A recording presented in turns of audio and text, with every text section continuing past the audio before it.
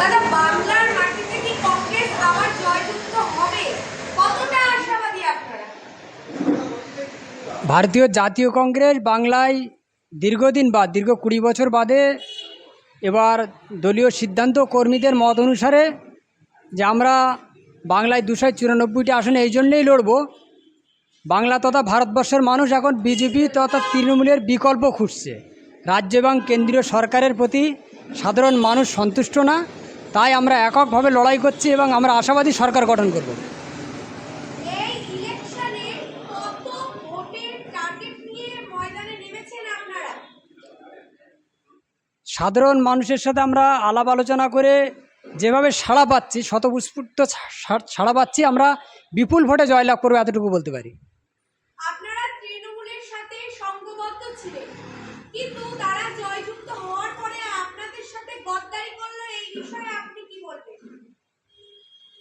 2011 সালে তৃণমূলের সাথে আমাদের জোট ছিল সময় উপযোগী জোট। সেইটা আমাদের শুধুমাত্র নির্বাচনীয় জোট ছিল, কোনো রাজনৈতিক জোট বা দীর্ঘস্থায়ী পথ চলার কোনো সিদ্ধান্ত আমাদের ছিল না।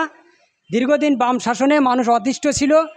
বাম শাসনকে অবসান ঘটানোর জন্য আমরা আমাদের আত্মবলিদান দিয়ে তৎকালীন সময় তৃণমূলকে আমরা সমর্থন করেছিলাম এবং সরকারে আসতে সফল হয়েছিলাম।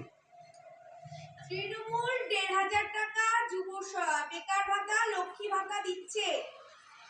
বিজেপি সরকার বলছে তারা জয়যুক্ত হলে 3,000 টাকা ভাতা দেবে, কিন্তু চাকরি দেবে বেকারত্বদের, সেটা কেউ বলছে না। আপনারা কি বলছেন? 1,500 বা 3,000 টাকায় ভাতায় জাতীয় কংগ্রেস বিশ্বাসী না। জাতীয় কংগ্রেস স্থায়ী সমাধানে বিশ্বাসী। অর্থাৎ আমাদের দাবি সাধারণ বেকার যুবক যুবতীর স্থায়ী কর্মসংস্থানের ব্যবস্থা সরকারকে করতে এবং সরকারকে দায়িত্ব নিতে হবে।